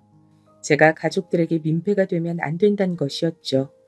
어쩌면 오빠와 언니가 절 돌보면서 항상 당부하듯 던졌던 말이 네가 말썽 피우면 부모님이 힘들어진다. 그러면 우리 가족이 다 힘들어지는 거다. 라는 내용이었기 때문인지는 모르겠습니다. 제가 조금만 때를 써도 그런 말로 저를 달랬기 때문에 지금 생각해보자면 저는 저로 인해 친정 부모님께서 힘들어지는 상황을 미리 겁먹고 두려워했던 소심이 겁쟁이였나 봐요. 타고나기를 성격도 제법 내성적이기까지 해서 친구도 별로 없었고요. 가장 친한 친구는 라디오였고 혼자 저만의 소설책을 끄적거리는 게 유일한 취미였습니다. 이런 저의 모습을 친정아버지께선 칭찬해 주셨고요. 3남매 중에서 제 성격이 가장 좋다고 하셨습니다. 사람은 모름지기 성실하고 착해야 돼. 그게 좋은 거야. 그런 사람이 대체로 바르게 살게 돼 있거든. 하지만 엄마는 저한테 제가 이 다음에 제 밥그릇 못 지키고 살까봐 걱정이 된다고 하시는걸요? 만약 그렇게 되면 어떻게 해요?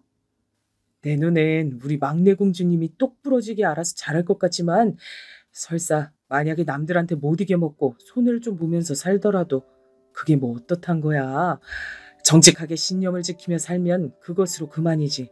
그것이 결국은 끝에 가서 승리하는 인생임을 난 믿는단다. 참, 이런 얘기 절대로 네 엄마한텐 비밀이야. 알았지? 내가 너한테 이런 얘기 했다는 거 네 엄마가 알면 난 죽은 목숨이거든. 친정아버지께선 너무 곱게 사시느라 손해도 많이 보시고 배신도 당하셨던 분이었건만 아직도 그 안에는 그렇게 사는 게 맞는 거다라는 인식이 깊게 남아있다는 것을 저는 알 수 있었죠. 좋은 쪽이든 나쁜 쪽이든 사람의 천성이라는 건 쉽게 변하지 않는 모양이었습니다. 친정엄마께서 아신다면 난리를 치실 일이었기에 친정아버지께서 저에게 그런 말씀들을 주신다는 사실은 철저히 비밀에 붙였죠. 저와 친정아버지만의 비밀이었다고나 할까요? 아무튼 오빠의 건강 문제라는 변수를 어렵사리 넘고 나서 친정 부모님께선 다시금 돈을 열심히 벌기 시작하셨고 이후로는 드디어 아담하긴 해도 제법 번듯한 집으로 이사를 갈 수 있었습니다. 그런 집이 생긴 것만으로 저희 가족이 엄청난 부자가 된 기분이었고 태어나서 그런 행복감은 그때 처음 느껴봤던 것 같아요. 형편이 어려운 집안의 장녀로서 정말 책임감을 가지고 열심히 일찍부터 직장 생활을 하며 돈을 벌었던 언니가 수더분한 형부를 만나서 먼저 시집을 갔고요. 이후 몸이 안 좋았던 오빠긴 해도 어떻게든 장가를 들었네요. 부끄럽게도 전 공부와 인연이 없는 아이였지만 친정부모님께서 막내딸이 꼭 대학 졸업장은 땄으면 좋겠다고 해주셔서 전문대를 나왔습니다.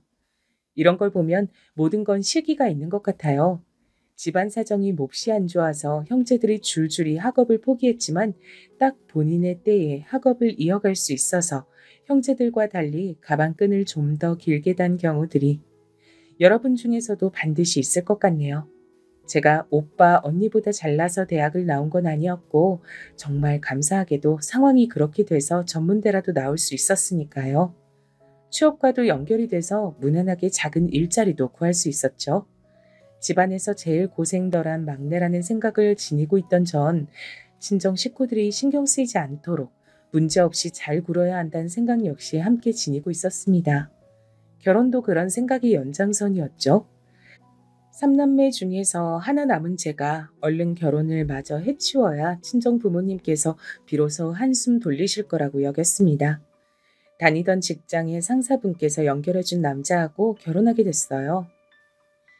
요즘 아가씨들 하는 거 보면 맹랑하고 대바라진 경우들이 많던데 우리 신입 정도면 아주 보기 드물게 얌전하고 참하고 어른 말씀 잘 듣고 군소리 안 하고 너무 괜찮은 신분감이라고 할 수 있지.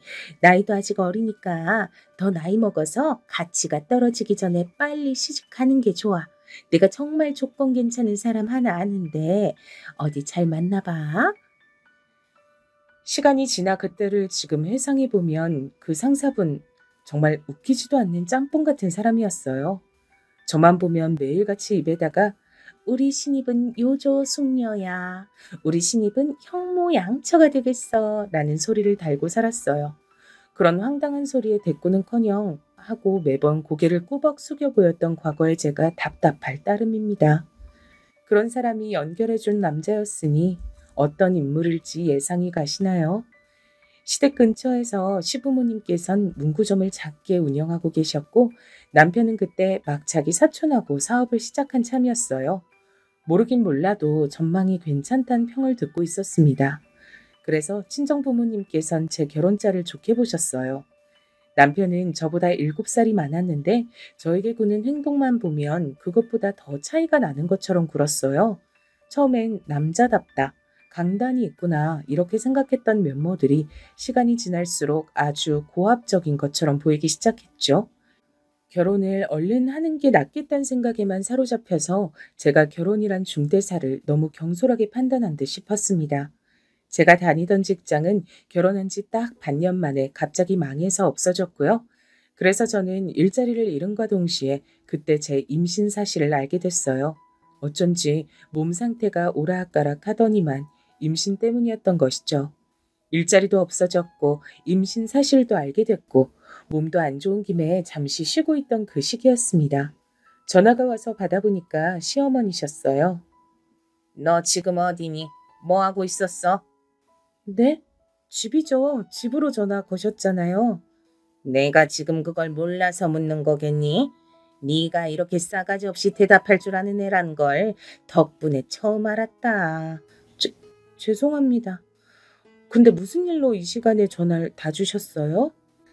아유, 네 시아버지가 어젯밤부터 배가 살살 아프다 그러더니 오늘은 아예 들어 누웠다. 그래서 나 혼자 가게 나와 앉아있는 참이야. 어머, 그러셨어요? 아버님이 혹시 음식을 잘못 드셨던 걸까요? 약은 드셨고요? 병원도 아직 못 갔는데 무슨 약이야? 내가 혼자 가게 나와서 이러고 있으니 아프다고 시덥지 않게 골골거리는 네 시아버지를 병원에 데려갈 수도 없고 아이고 답답해라. 어머님, 그러시다면 가게는 잠시 닫아놓으시고 아버님과 병원 먼저 다녀오시는 게 어때요? 제 생각에는 그게 나을 것 같은데요. 네 생각은 그렇다고? 우리 아들은 지금 뭐하니? 네? 당연히 지금 일하러 나가고 없죠. 한참 일하고 있을 거예요. 너는 지난주에 입덧이니 뭐니 떠들더니 지금은 좀 괜찮고? 지난주 때보단 약간 괜찮은 것 같아요. 근데 괜찮은 것 같다가도 갑자기 확 속이 메스꺼릴 때가 있어요. 아이고, 우리 아들만 죽어라 합시고 고생을 하겠구나. 배 아픈 우린 영감도 혼자 가게 나와서 이러고 있는 나도 막막하다 막막해. 영문을 알 수 없는 소리를 크게 늘어놓으시더니 전화를 먼저 끊으셨어요. 그래서 제가 남편에게 연락을 해서 시아버지께서 편찮으시고 그 때문에 시어머니께서 걱정이 많으신 것 같다고 알렸죠. 일 끝나면 시댁으로 가는 게 좋겠다고도 말을 덧붙였고요. 그런데 남편이 일을 마치고 그냥 집으로 왔어요. 시댁에 연락은 들었냐고 했더니 남편의 표정이 내가 왜? 라는 눈치였습니다. 전 당황스러웠지만 거기까진 그러려니 하고 넘겼는데 늦은 밤 시댁에서 걸려온 전화를 남편이 받았습니다. 남편은 별소리 안 한 걸로 봐 상대방만 말을 계속하고 남편은 거의 듣기만 한 듯 싶었어요. 그리고 통화가 끝나자마자 남편이 저에게 다가와서 마구 화를 내기 시작했습니다. 야, 너 뭐하는 여자야? 그런 상황을 다 듣고도 어떻게 아무것도 안 했을 수가 있냐? 여보, 갑자기 이러면 나는 이유를 모르겠는데 대체 뭐 때문에 그래? 모른다고? 그럼 심보가 고약한 게 아니라 눈치가 드럽게 없는 거였어? 그 상황에서 어떻게 우리 아버지를 병원에 나서서 모시고 가겠다는 소리도 안 하고 우리 엄마 대신 가게 봐주겠다는 말도 안 할 수가 있었냐? 난 네가 밟아도 찍소리 안 할 만큼 차분하고 뭘 시켜도 군말 없이 따르는 종년 유전자를 가지고 있다고 하길래 그게 너무 마음에 들어서 결혼한 건데 네가 벌써부터 이따위로 굴면 곤란하지. 남편은 화가 나서 미치겠는지 목까지 빨개진 채로 씩씩거리며 말했습니다. 저는 너무 큰 충격을 받았고 몸이 막 저절로 떨려왔어요. 이런 일로 크게 화를 내는 남편의 다혈질적인 면모가 무서웠고 이런 상황을 얼른 피하고 싶다는 생각만 들어서 무조건 미안하다고 사과를 했습니다. 남편은 저를 향해 실망이다라는 말을 했고 저는 제가 정말 잘못을 한 것 같다는 생각이 들었어요. 원하시는 바를 직접적으로 말씀은 안 하시고 제가 알아서 해주시길 바라셨던 시어머니의 태도를 원망할 정신도 없었던 듯 싶어요. 어찌 보면 정말 별것도 아닌 이 사건 이후로 제가 많이 꼬인 상태에 처하게 됐습니다. 임신한 몸을 이끌고 시댁에 자주 드나들어야 했거든요. 시부모님께선 뱃속의 손주가 할아버지 할머니 집에 놀러 오는 걸 무척이나 좋아할 거라고 그런 말씀을 자꾸만 하셨어요. 저는 그 당시 성격상 장사와는 체질이 맞지 않았는데도 저를 문구점에 달랑 앉혀놓으신 채 외출들을 하시기도 했습니다. 참고로 신혼집하고 시댁이 썩 가깝지도 않았어요. 그런데도 제가 이렇게 왕복을 했어야 했던 거예요. 황당했던 건 이미 시집을 간 시누이가 자기 애 데리고 시댁에 방문을 하면 시누는 편하게 놀고 먹기만 하면 되는데 저는 임신한 몸을 이끌고 온갖 그 수발을 다 들며 심지어는 시조카까지 상대해줘야 했다는 사실입니다. 시댁에 가서 전 좋은 일이 없었고 몸도 슬슬 무겁기도 해서 별로 안 가고 싶다고 남편에게 그랬었죠. 이걸 말하는 것도 당시에 저에겐 나름의 용기가 필요했다는 게 지금에 와서는 우습고도 어이가 없네요. 하지만 남편은 자기 사업장에 와서 일을 돕거나 시댁에 가서 시댁 식구들 뒤치다꺼리를 하거나 양자택일을 하라고 했습니다. 임신했단 핑계로 집안에만 틀어박혀 있는 건 좋지 않다고 하더군요. 그래서 제가 차라리 그러면 일을 구하겠다고 했어요. 그랬더니 그건 또 안 된다네요. 저에겐 마땅한 선택지가 없었죠. 남편이 저에게 다정다감하다든가 좋은 남자였다면 제가 이래저래 피곤한 상황이라도 참을 맛이 있었을 텐데 그렇지도 않았습니다. 어느 날 자정이 다 되어가는 시간이었는데 남편이 고주망태가 되어서 귀가를 했어요. 친구들과 만나서 같이 한잔하겠다고 했던 날인데 남편이 만취내서 그런지 친구 2명이 양쪽에서 남편을 부축한 채로 같이 왔습니다. 그 2사람도 당연히 얼큰하게 취해 있었는데 그때 저를 향해서 한 말이 있었어요. 아, 인간적으로 너무 불쌍하다. 결혼을 해도 어떻게 이런 놈하고 결혼을 하셨을까? 술 좋아하지, 담배 좋아하지, 여자는 더 좋아하지. 내 친구지만 이놈은 진짜 나쁜 쪽으로 난 놈인데 세상에 이런 놈도 결혼을 다 해서 마누라였고 그 마누라를 임신시켰다는 게 나는 기가 막히다고 봅니다. 세상이 대체 어떻게 돌아가는 거야? 낄낄거리더니 저에게 꾸벅 인사들을 하고 흥겹게 콧노래를 부르며 돌아섰어요. 당시 신혼집은 복도식 아파트였습니다. 이웃들이 서로 누구가 사는지 거의 다 알던 때였고요. 조용한 밤에 그렇게 시끄러운 소리가 울렸으니 이웃들도 들었겠죠. 제 얼굴이 뜨거워지는 게 느껴졌어요. 인사불성이 된 남편이 그 순간 추악하게 느껴졌습니다. 오죽하면 조용하디 조용했던 제가 이튿날 남편을 붙잡고 따졌을까요? 여보, 솔직히 말 좀 해봐. 대체 밖에서 뭐하고 다니는 거야? 어떻게 몸을 쓰고 다니는 거냐고. 하, 여자가 어디서 남자 하는 일에 참견을 해. 남자가 바깥 일 하다 보면 이런저런 변수도 생기고 그러는 거야. 주제넘게 참견질 하지 마. 그거 아주 재수 없으니까 그냥 입 닥치고 살아. 참았던 눈물이 샘솟던 순간이었어요. 하지만 저는 이를 악물고 눈물이 흐르는 것만은 버텨냈습니다. 마지막 남은 자존심이었던 건지 남편의 그런 고압적인 태도 앞에서 눈물을 흘리고 싶진 않았어요. 앞으로 더욱 꿋꿋하게 굴어보겠노라 다짐했습니다. 그러나 이 바보 같은 다짐이 무너지는 때가 곧 왔으니 몇 주 뒤 김장때였어요. 몸이 무거워진 임산부를 시댁에선 기어이 불러냈습니다. 그리고 작은 바가지 같은 간이 의자에 앉아서 하루 종일 고생을 한 대가로 저는 쓰러졌으며 유산을 하고 말았습니다. 병원에서 저를 향해 시어머니께서 하셨던 말이 잊혀지지가 않아요. 너는 그렇게나 몸이 안 좋고 힘들면 그렇다고 말을 했어야지. 왜 이런 미련 곰탱이처럼 굴어서 불쌍한 우리 집안 손주를 떠나보내? 학교 다닐 때 제가 얌전하고 글쓰기를 좋아한다는 이유로 저를 괴롭혔던 애들이 있었죠. 나중에 선생님께 그 행각이 걸렸을 때 그 애들이 내놓은 변명이 저런 거였습니다. 제가 하지 말라고 외쳤다면 자기들도 저를 안 괴롭혔을 거래요. 제가 하지 말란 소리를 안 했을까요? 했습니다.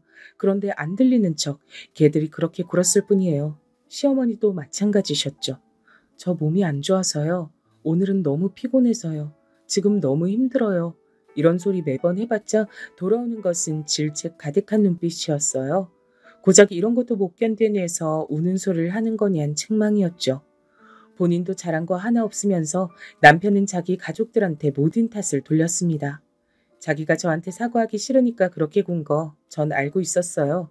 하지만 그렇게 해서 시댁과 멀어질 수 있다면 저로선 고마웠기에 그냥 가만히 있었던 겁니다. 뱃속의 생명을 잃고 나서야 시댁과 거리를 벌릴 수 있었네요. 너무나도 못난 엄마여서 떠나간 아기에게 미안했습니다. 죄책감이 말도 못했어요. 이렇게 힘들었을 때 친정에도 힘든 일이 있었어요. 제 친정 오빠 말이에요. 원체 몸이 안 좋은 사람이었는데 결혼한 뒤로 자기 처자식 위하겠다고 일을 악물고 일을 나가며 열심히 살다가 건강에 제대로 또 이상이 생기고 말았습니다. 병원 신세를 지게 됐어요. 새언니가 덕분에 고생을 그때 많이 하면서 살았죠. 친정 부모님께선 결코 그런 상황이 마음이 편하실 분들이 아니었기에 새언니에게 너무 미안해 하시면서 당신들께서 더욱 열심히 일을 하셨습니다. 그런 판국이었기 때문에 제가 겪은 유산의 전말을 저는 친정에 다 드러내 보일 수가 없었어요.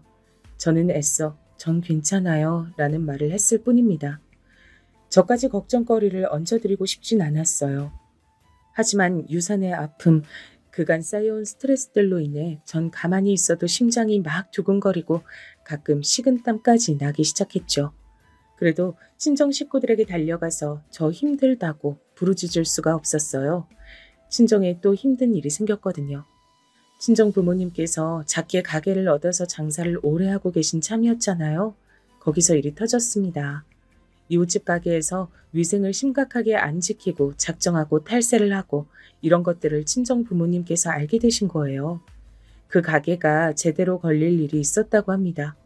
유통기한이 지난 것들을 쭉 사용 중이었는데 일손을 도와주러 온 그 가게의 친척이 실수로 저희 친정부모님 가게 뒤에다가 그것들을 적재해 놨고 그랬다간 걸린 것이었죠. 친정아버지께선 그런 걸 묵인하실 분이 못 되었습니다. 그 이웃 가게에서는 그냥 눈 감아달라고 했으나 친정아버지께선 손님을 기만하면 안 된다, 시정하지 않으면 다 알리겠다고 응수를 하셨어요. 이웃 가게는 고집을 안 꺾고 버티다가 비양심적으로 장사를 한 게 정말로 소문이 다 나서 장사를 접고 나가야만 했습니다. 창피해서 주랭랑 친 거였죠. 거기까진 좋았는데 얼마 뒤 술에 만취한 그 이웃 가게 사장님이 저희 친정 부모님 가게에 와서는 난동을 부리셨습니다. 그러더니 불까지 질렀어요. 친정 아버지께서 황급히 대처를 하셔서 전소만은 막았으나 가게는 반절이 타버렸죠. 가해자 측은 뻔뻔하게 나오면서 보상해 줄 돈은 전혀 없다고 그랬습니다. 저희만 애꿎게 모든 걸 다 잃었죠. 손해가 막심해서 애써 마련했던 집을 그때 처분해야만 했고요. 가게의 건물주는 저희 친정 부모님을 매정하게 쫓아냈습니다. 너무 힘든 일이 연달아 터지니까 초상집이 따로 없었죠. 저는 몸과 마음이 너덜너덜해진 상태지만 가만히 있을 수가 없었어요. 동네의 빵집에서 판매 아르바이트를 구한다고 하길래 남편 몰래 그 일을 시작했습니다. 그걸로 한 달에 40만 원가량 벌었어요. 그걸 조금씩 모아뒀고요. 친정에 20만 원씩 용돈을 제가 따로 드렸습니다. 남편은 시댁에만 자기가 알아서 용돈을 드렸으니까요. 친정은 제가 챙겨야 했어요. 빠듯한 수중에 돈이라도 관리하며 지내고 있었는데 절 수상하게 여긴 남편 때문에 아르바이트를 들켰습니다. 왜 따로 돈을 벌어? 대체 무슨 사치를 부리고 싶어서? 내가 사치라니. 뱃속 아이 잃은 슬픔을 달래려는 것뿐이야. 그 빵집에 어린애들이 많이 오기 때문에 기분 전환이라도 하고 싶어서 그랬어. 그딴 우울한 소리 좀 제발 집어쳐. 그리고 자빠질 시간 있음 우리 부모님한테 가서 아양이나 떨란 말이야. 아, 그때 제대로 느꼈죠. 제가 힘이 없으니 모든 것에 지고 살아야 하는구나 싶었어요. 그런 때에 친정 엄마께서 쓰러지셨습니다. 사실 여태까지 멀쩡히 버티셨던 게 용했어요. 너무 고생을 많이 하셨으니까요. 저는 친정엄마의 병문안을 갔다가 사무치는 서러움을 마주했습니다. 대체 이게 다 무슨 꼴인가 싶었어요. 그리고 친정아버지가 원망스러웠죠. 왜 이렇게 융통성 없이 사셔서 이 모양 이 꼴을 만드세요? 이렇게 되니까 좋으세요? 속이 시원하세요? 저는 답답해요.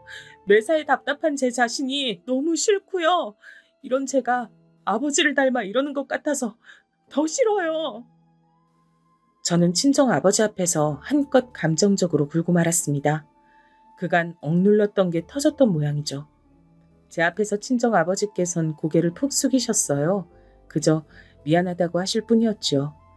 저는 대답도 없이 돌아섰습니다. 너무나도 힘든 일들 뿐이었지만 그나마 언니가 병원비를 많이 보태줘서 망정이었어요. 그래도 갚아야 할 병원비가 남아있었죠. 당장의 생활비도 문제였고요. 한숨을 몰아쉬던 저는 자기가 든든한 거래처 하나 덕분에 유유자적하게 마음이 놓인다고 자랑이나 해대는 남편을 바라봤습니다. 저렇게 자랑질을 할 정도라면 좀 도와주지 않을까 싶어서요. 친정 얘기를 조심스레 꺼내봤죠.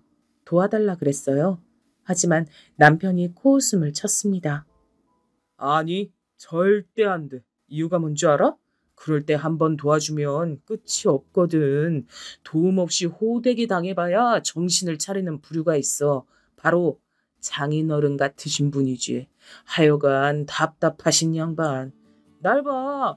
천박하니 어쩌니 소리 들어도 술자리 몇 번만 잘 가져도 인간관계 잘 맺고 잘 나가잖아. 장인어른이 편법이 뭔지 좀 배우실 필요가 있어. 사는 방법을 영 모르시는 양반일세. 그때 저는 머리 뚜껑이 열린다는 게 뭔지 태어나서 처음으로 체감했어요. 어처구니 없는 시댁 식구들, 불쌍하게 떠난 뱃속의 생명, 처음부터 지금까지 오만방자하기만 한 낭편. 이 모든 요소들이 제 머릿속에 섞이더니 이내 펑 하고 터졌습니다. 열받아서 다음날 카드 챙겨다가 은행 가서 100만 원을 인출했어요. 심장이 이상하리만치 세게 뛰더군요. 하지만 후회되진 않았습니다. 곧장 친정 아버지께 가서 생활비로 쓰시라며 드렸어요. 자식이 일할 때 100만 원도 못 내놓으면 말이 안 되는 것 같아서요. 그리고 일전엔 제가 실언했어요. 죄송했어요, 아버지. 제가 100만 원이 아니라 200, 300을 내놓는 딸이었어야 했는데 제가 못난 건 생각도 안 하고 아버지 탓만 했네요. 친정 아버지께선 봉투를 쥔 손이 떨리는 걸 감추시려는 건지 얼른 손을 뒤로 하셨어요. 저는 그걸 보고도 못 본 척 굴었습니다. 괜히 헛기침을 하시며 잘 지내냐고, 집은 안 덥냐고 그런 말씀이나 하셨어요. 저도 머쓱하게 집에 바람 잘 통해서 괜찮다는 답변이나 드렸죠. 친정아버지께서 생각이 많아 보이는 얼굴을 하셔서 저는 곧장 돌아서서 나왔습니다. 그리고 그날 저녁 집에 온 남편이 유심히 저를 살폈어요. 오늘은 왜 징징거리는 소리도 안 하고 표정도 태연한 거냐고 묻더군요. 사람 얼굴에서 그게 드러나는구나 싶었네요. 어차피 시간 문제일 뿐 들킬 게 뻔해서 전 이실직고 했습니다. 낮에 친정에 다녀왔어. 아버지한테 100만 원 갖다 드렸고 생활비 하시라고. 그러자 남편이 저녁 밥상을 뒤집어 엎었습니다. 늦어지는 남편의 귀가 때문에 국을 또 따로 데우고 신경 써서 차린 밥상이었는데 엉망이 되었지요. 마치 저희 부부의 모습 같았습니다. 네가 뭔데? 도대체 너 따위가 뭔데? 감히 내 허락도 없이 그런 거야? 상의도 아니고 허락이라니 씁쓸했습니다. 전 제가 따로 조금씩 모아둔 돈이 있으니 그걸로 채우면 남편 돈을 쓴 건 40만 원 정도밖에 안 되는 셈이란 이야기를 차분하게 꺼냈어요. 그리고 어떻게 자기 처가에 100만 원도 못 주냐면서 남편을 향해 사람이 너무한다는 얘기도 해버렸습니다. 그러자 남편이 무섭게 눈을 부릅뜨며 가까이 다가왔어요. 기어오른 여잔 딱 질색인데 너 지금 내 심기를 무진장 불편하게 만들고 있어. 눈 안 깔아? 너 오늘 내 손에 죽고 싶냐? 여름날이었고 복도식 아파트의 현관문은 반쯤 열려 있었습니다. 그리고 남편이 저를 밀친 다음 제 뺨을 세게 내려치려던 순간에 친정아버지께서 들어오셨어요. 지금 이게 뭐야? 무슨 일이야? 저는 친정아버지의 등장에 깜짝 놀랐다가 그 손에 들린 수박을 보고 눈시울이 시큰해졌습니다. 남편은 굉장히 멋쩍어하면서 연락도 없이 왜 오셨냐고 중얼거렸죠. 친정아버지께선 품에서 봉투를 꺼내 바닥에 던지셨습니다. 복도식이다 보니 집에 가까워지면서 저희 부부 대화를 다 들으셨던 거예요. 100만 원이다. 이거 그대로 돌려줄 테니 이거 받고 우리 막내딸한테서 떨어져라. 뭐예요? 지금 이혼이라도 말씀하시는 건가요? 뭐 하나 할 줄 아는 거 없는 여자가 이혼녀 딱지까지 달고 어떻게 살겠어요? 그건 니놈 알바가 아니야? 우리 딸 고생 많았지? 얼른 가자. 저는 친정 아버지의 부름에 고개를 막 끄덕였습니다. 당황한 남편을 남겨두고 친정에 왔습니다. 수박은 하나도 안 시원했는데 엄청 달고 맛있었어요. 다들 그럽디다. 그때 수박이 인생에서 최고로 맛있었다고요. 남편과 시댁 모두 난리쳤어요. 제 주제에 먼저 이혼을 입에 올린 게 건방지단 거였죠. 그때 언니가 묘수를 냈습니다. 친정에 빚이 너무 많아서 결혼 생활 힘들다는 핑계를 대라는 것이었어요. 그 방법으로 편하게 이혼했습니다. 이를 갈던 남편은 빚이라는 글자에 조용히 지더니 부랴부랴 저와 이혼 도장을 찍었죠. 제 결혼 생활에 이모저모는 친정아버지와 언니한테만 자세히 알렸습니다. 친정아버지께선 도저히 그놈을 용서 못하겠다고 하셨죠. 저는 속으로 그래봤자 어쩌겠어요 라고 생각했는데 놀라운 일이 벌어졌어요. 친정아버지께서 전 남편놈이 하던 사업의 최대 거래처, 즉 목숨줄이었던 곳에 찾아가서 읍소를 하신 겁니다. 그놈과 거래를 끊어달라고 막무가내로 하소연을 하셨어요. 그러자 그곳에선 당연히 불청객인 친정아버지를 쫓아내려고 했고 그대로 쫓겨날 위기에 처하셨던 친정아버지를 향해 누군가가 어라 하는 소리를 냈다고 합니다. 그 사람은 바로 그곳의 사장님이었어요. 아, 긴가민가 했는데 맞네요. 나 모르겠습니까? 우리 예전에 같이 일했었는데. 알고 보니 예전에 친정아버지께서 부당하게 일을 그만두셨던 옛 직장의 동료였던 겁니다. 그때 그분도 함께 부당한 처사를 당하셨고요. 그래서 그분은 반발심에 남은 기간은 하는 둥 마는 둥 일을 하셨는데 그때 친정아버지 혼자서 일전보다 더 열심히 하는 것을 보고 미련하다고 생각하셨다네요. 직장 앞으로 모친 형수가 찾아와서 돈 얘기한 거 소문났었는데 결국 들어줬다는 후문을 접했을 때도 역시 미련하다고 생각하셨고요. 그런데 그 후로 살면서 종종 친정아버지 생각이 나셨다고 합니다. 그렇게 미련할 정도로 우직하게 열심히 나아가는 사람이 세상에 정말 몇 없더라고요. 특히 사람을 부리게 되는 입장이 되면서 절실하게 체감했습니다. 무슨 일로 지금 이곳에 찾아와 이러시는 건지 내가 자세히 얘기를 좀 들어보고 싶네요. 사장실에서 독대가 이루어졌고 친정아버지께선 제 얘기를 꺼내셨어요. 전 남편 놈이 얼마나 비열하고 비겁하게 자기 사업장을 운영 중인지도 다 전하셨고요. 그러자 사장님이 다 듣고 나서 단박에 그러겠다고 답을 하셨대요. 친정아버지께서도 그저 저를 위해 발버둥이라도 치고 싶으셨을 뿐이었기에 이런 결과를 얻을 줄은 모르셨고 그래서 깜짝 놀라셨다고 합니다. 전 남편 놈이요? 당연히 그 이후로 사업장이 휘청거렸고 얼마 못 버티고 망했어요. 술자리로 이어간 인맥들은 그놈이 가장 어려울 때 모두 등을 돌렸다고 하더군요. 전 남편 놈이 폐가 망신한 것의 속 시원함과 신기함을 동시에 느끼고 있을 때였어요. 큰아버지께서 쓰러지셨습니다. 갑자기 길 가다가 그렇게 되셨다고 해요. 뇌의 혈관이 문제였다고 하는데 수술을 바로 받으셨지만 예후는 좋지 않았죠. 그때 큰어머니가 몸에 이상을 느끼셨습니다. 큰아버지 일로 스트레스를 너무 많이 받으셔서 그런 건가 싶었는데 검사받아 보니 놀랍게도 암이었던 거예요. 천벌을 받은 거라고 큰아버지, 큰어머니 사시는 동네에 소문이 쫙 돌았죠. 왜냐면 친할머니께서도 극심한 치매가 오셔서 시설에 계신 참이었거든요. 저희 집을 등쳐먹었던 그때의 일, 그것 때문에 떳떳하지 못해서 큰 집은 늘 남의 눈치를 보면서 살았다고 합니다. 영원한 비밀은 없는 것인지 사는 동네마다 자꾸 가족 돈을 도둑질한 집이라는 소문이 돌아서 힘들었다네요. 큰아버지께선 결국 돌아가셨고요. 큰어머니께서도 암이란 걸 아시고 나서 8개월 만에 돌아가셨습니다.